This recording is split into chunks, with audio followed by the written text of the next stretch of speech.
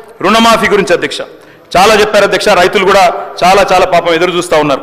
రైతులు ఇప్పటిదాకా మా సోదరుడు పెద్దపల్లి ఎమ్మెల్యే గారు కూడా మాట్లాడారు అధ్యక్ష, రుణమాఫీ అయిపోయింది, మొత్తం జరిగిపోయింది అధ్యక్ష. వాస్తవం ఏంది అధ్యక్ష? రుణమాఫీ వీరు ఎన్నికల సమయంలో ఏం చెప్పారు అధ్యక్ష? ఇప్పటిదాకా రుణాలు తెచ్చుకోవాలని ఉంటే కూడా అర్జెంటుగా ఓన్రి తెచ్చుకోమన్నారు అధ్యక్ష.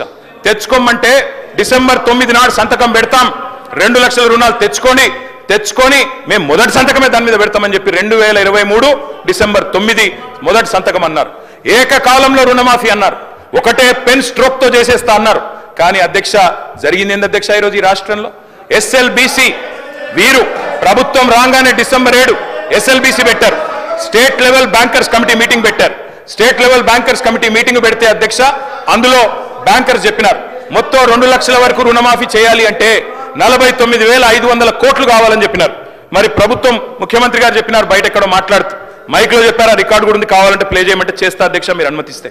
ముఖ్యమంత్రి గారు చెప్పారు ఏముంది ఆయనలా, మేము ఒక్క సంవత్సరం కడుపు కట్టుకుంటే 40,000 కట్టేస్తాం ఏమున్నది అన్నారు. మరి సంవత్సరం అయిపోయింది, 40,000 కోట్లు పత్తా లేదు అధ్యక్ష. మరి కడుపు కట్టుకున్నారా కట్టుకోలేదా ఇంకేం చేసినారో మాకు తెలియదు అధ్యక్ష, వారు చెప్పాలి.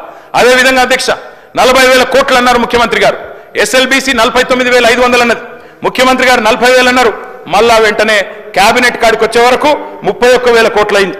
మరి ఎట్లా మాయమైతే అధ్యక్ష లెక్కలు? 49,000కి వెళ్ళి 40 అయింది, 40కి వెళ్ళి కేబినెట్కి వచ్చే వరకు 31,000 కోట్లు అయింది, బడ్జెట్కి వచ్చే వరకు 26,000 కోట్లు. మళ్ళీ ఇవాళ మొన్న పాలమూరులో విజయోత్సవం జరిపినప్పుడు మొత్తం జరిగింది 19,000 కోట్లు అని చెప్తున్నారు అధ్యక్ష. నేను సవాల్ చేస్తా ఉన్నా, ఈ ప్రభుత్వాన్ని సవాల్ చేస్తా ఉన్నా అధ్యక్ష. ఏ ఊరికైనా పోదాం రాష్ట్రంలో, కొండారెడ్డిపల్లికి పోదామా, కొడంగల్కి పోదామా, సిరిసిల్లకు పోదామా, ఏ ఊరు వాళ్ళ ఇష్టం, పాలేరు పోదామా, ఎక్కడ పోదామా వాళ్ళ ఇష్టం. ఖచ్చితంగా ఏ ఒక్క ఊర్లోనైనా 100% రుణమాఫీ జరిగిందని రైతులు చెప్తే స్పీకర్ ఫార్మాట్ లో రాజీనామా వెంటనే మీకు ఇచ్చి రాజకీయ సన్యాసం తీసుకుంటా అధ్యక్ష. ఏ ఒక్క ఊర్లో అయినా సరే అధ్యక్ష. ఈ రకమైన బుకాయింపు, ఈ రకమైన మోసం మంచిది కాదు అధ్యక్ష. పావులా కూడా జరగలే అధ్యక్ష రైతు రుణమాఫీ.